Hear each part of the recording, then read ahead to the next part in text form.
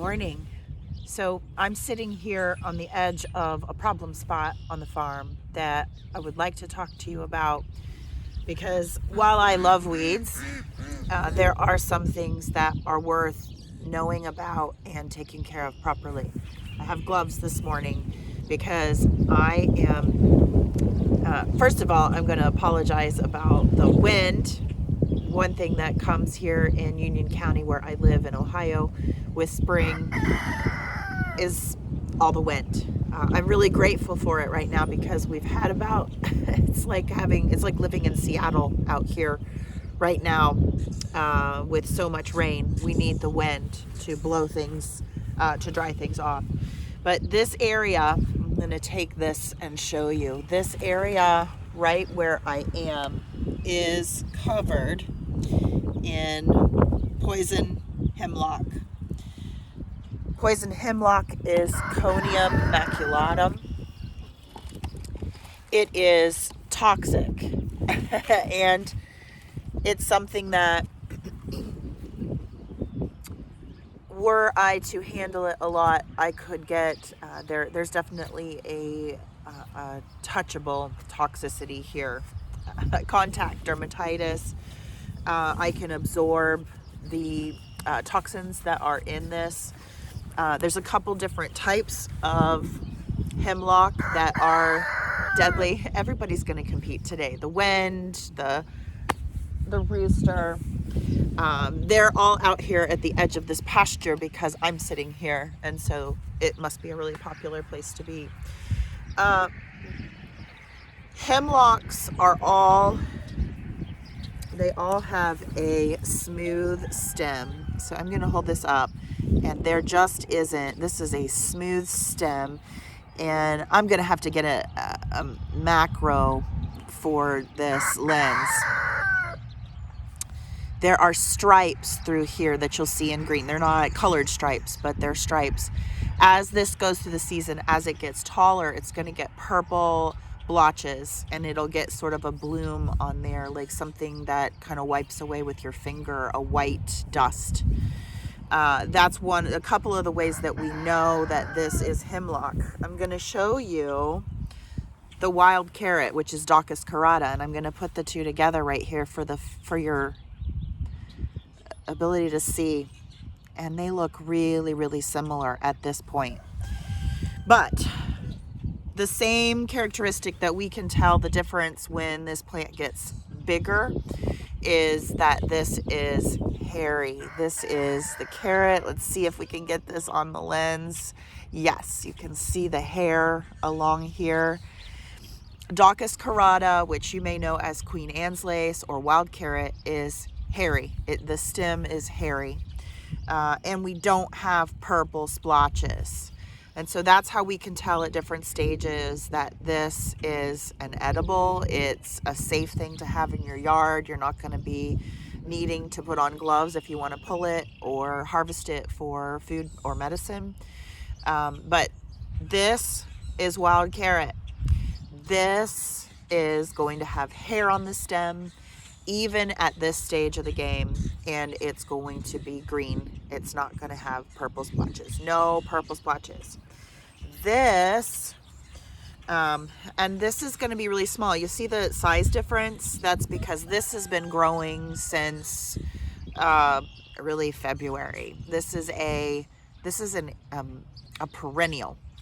This is poison hemlock. We don't have any water hemlock on the property. It is also toxic. But this just came up. This is either an annual. It depends on the weather and the season. It can act like an annual. This is your wild carrot. This can either be an annual or a biennial. And it's just not going to have the same growth. But again, we're not going to look at just that. Now, the reason why I'm out here, besides telling you the difference, is that I have quite a bit of it out in this one area, and every year it gets past me and it becomes a forest of poison hemlock. I like to have it on the farm because I like, when I do tours, I like to be able to show people the difference between wild carrot and poison hemlock, and I want them to see the plant. However, it is really taking advantage of the space here and growing too much. So this is a good time of year to go through here, because my soil is loose. Instead of any other kind of method, we don't need to come through here and spray. And in fact, spraying it with any kind of chemical will keep the soil unhealthy. It'll keep the soil unbalanced, and it will ensure that these boogers keep growing. However, I can easily pull this plant and get all of its root. The reason why I have gloves on while I do this is that it is the root that is really the most toxic when we're talking about hemlocks. All parts of the plant can break open and shed its toxicity. We certainly don't want to ingest it. It's not something that we really want to handle. We want gloves. But especially if we're getting at the root here in the spring. And oh, look, it's got a worm in there. I'm going to rescue that worm. They obviously don't have any problem with the toxic effects in this. There's not a problem with it in the soil.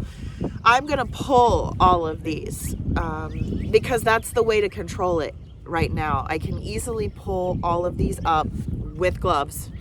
And I'm not going to add this to my compost pile. I'm going to allow them to dry, and I'm going to put them in a spot on the property that we don't need for cultivation. We're not cultivating, and I don't have small kids, so I don't need to worry about it piling up and being something that somebody's going to get into. So I will make a pile of these and let them disintegrate back into the earth in a spot that isn't problematic for me. I wouldn't burn them. I suppose you could if you lived in town. You could put these in the trash. I don't like to put anything living in the trash, whether I'm ultimately able to put it in the compost pile or not. I don't like to put things in the trash that break down. There is nutrition here. There's a reason for poison hemlock to grow just like any other weed, and I'm going to be talking a lot about that. Sorry, the wind is moving my tripod. I'm going to talk a lot about the purposes for the weeds, even the ones that we don't understand, the things that are toxic. There's a reason for them to be here in this soil. They are fixing something that's missing, or they're fixing an imbalance that they're a specialist in. And so I'm not concerned about them growing here, but I don't want this many. This is starting to kind of take over a space that I would like to grow. I'd like to grow mint back here, actually. And we're going to be putting a lot of our field plans back into place. Traveling with a book tour and speaking doesn't allow you to do a lot of farming. And so our fields have gotten away from us. There is another crop here in amongst the poison hemlock that I have been harvesting and using for my family. And I'll introduce you to that on another day. But this morning, while it's beautiful out and the birds are singing to me and the sun is shining, we've got some rain coming in here in the not too distant future, I am going to spend probably about an hour and I'm going to pull all of these. This is the best time to manage them, and it'll be easier for me to handle the plant waste. If I wait and cut these down, the roots will simply regenerate. They'll get more difficult to pull as the season goes on and the soil gets tighter, because we'll go into a drier season. These will be much more difficult to get up and they'll expand. This is the time to get these. We have to think about all of those things. So I'm going to clear up this bed, and then I'll download this video for you and get back to, oh, there goes a bee. I just had a bee go around my head. It's kind of chilly this morning, so everybody's wanting to get out and enjoy the green. I hope you guys are too. And I'm excited for some of the content that I'm working on this week. And let me know if you guys have any weeds that you're concerned about. We can talk about what they're doing for you and whether you should try to pull them or whether you should leave them where they are. So I will see you next time. I'm going to get to work.